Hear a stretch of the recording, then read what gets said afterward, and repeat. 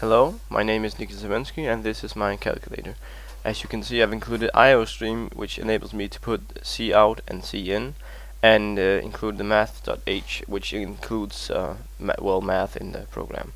I'm using namespace std, so I don't have to write it in front of all C ins and C out, and this is my main. As you can see, I have a long double, which is a screen value that is set to 0 from the beginning, and the character, which is you press any key to go to the assigned thing in the menu, and then a double, which is for the calculate value, so that's the input from the user in any given mathematical instance. So if you wanna add or subtract, you have to put in a value in calculate value, and then I have an integer, which is the amount of decimals you want to use. As you can see, the program begins with asking how many decimals I want to use, which just means that in the input I can put how many decimals I want after the comma. Then you have the actual menu here, where you can see you can go to the different places to do the different things with the calculator. You get the menu up by pressing H for help. In the end, you see here that I have two brackets followed by this statement here, which allows for me to have 20 units of space in between the other two brackets down here, where the result screen value can then be put, and the screen value number goes to the right, like in an ordinary calculator. The whole thing is done in a do-while loop, which means that it'll keep running until you press Q to quit. And then it takes input from the press key, which allows to go to different cases in the switch case function. As you can see here, I have different cases for each function, and the different cases are kind of similar in a way, so I'll go through some quicker than others.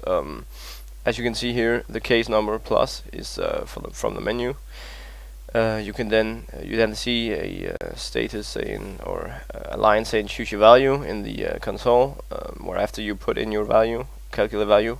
So you press plus and then you press a number, and then you get the screen value, which is 0 from the beginning, plus the the calculate value, which will then be well, obviously it's going to be the calculate value in this case because it's 0 to start with, and then if you put 5 in, it will be 5.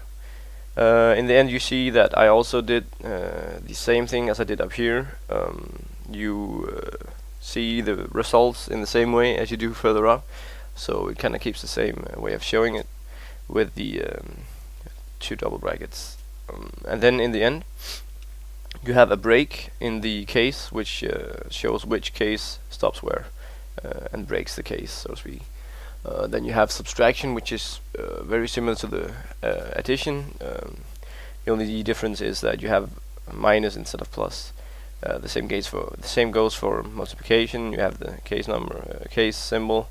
Then it puts out choose your value, input whatever value it is, and then it takes screen value times multiplied with the value put in.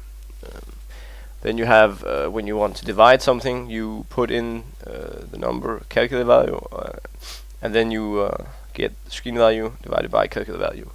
If they were swapped around, it would have been a very different result. So again, with the results shown in this way and a break.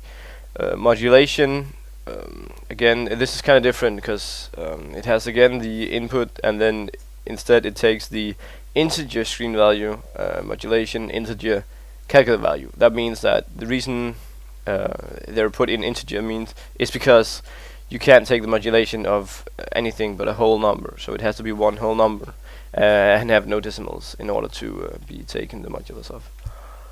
And again, the results shown in this way. And then you can also get all the decimals to become 0 after the comma.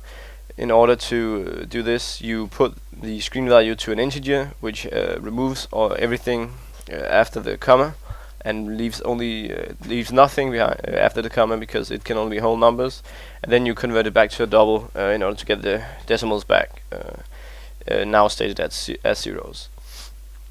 You have the after that you have the cosine, sinus, and tangent, where you that you can calculate the cosine of a number, the sine of a number, and the tangent of a number.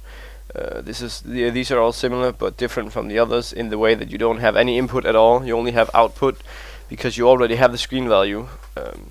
And then when you press C, you just calculate the screen value.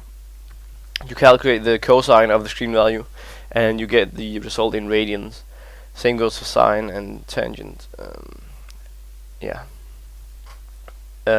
Again, with the breaks after each case, and the showing of result in the way it does. You have the to the power of, which means that you can calculate a number to the power of the screen value.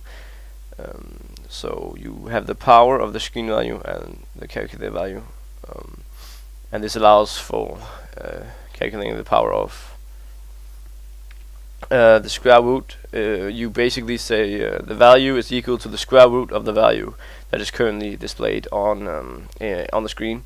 Again, no input in this part because you already have the screen number and you just need the square root of that.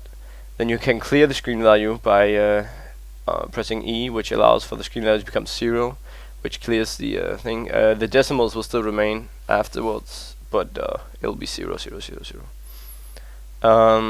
Then you have the menu, which is displayed by pressing H, and then you can then this will show the menu, and again the result will be afterwards, and then a break in that case, and then you see the default, which means that if none of the symbols for any case is pressed, it's going to show this message here: incorrect input, press H for help. But there's an if statement in the default, which states if the press key is not equal to Q, then do this. If the press key is equal to Q, which is the key you press, then you quit the program, shown in the while down here. And then you have the system pause, which allows for well, a pause in the console, and then return 0. And I'm going to try and run the program now. See here. It asks for how many decimals I want. I'm going to pick 4. It shows the menu, and you can see here the decimals are 4 after the dot. You can say I want to add something. Choose your value. I'll choose 5. I'll get 5. I'll subtract 2 from 5, and I get 3. If I multiply 3 with 2, I'll get 6. And again, you can divide, for instance, and say I want 6 divided by 3, which is 2. And then you can get the menu up again if you want some help regarding which different things you can do. You can, for instance, say let's say plus and then 5, and you can take the modulus of this and say 5 here, and you'll get 2. You can then add, for instance, 2.47. There we go. And you'll have a number with a lot of decimals. And if I want to clear the decimals, I'll just put D, and I'll get 0 again. Again, you can put H for help, so you can see all the different options. And then, as you can see here, you can also do CST, cosinus, sine, tan. So let's say we want to do cosinus for is this number. We can just add 1 again.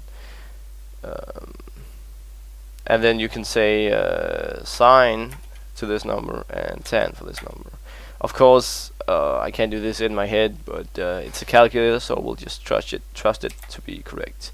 And then you have the square root of something. So if you say plus, let's say 5, you can take the square root of this number by saying r.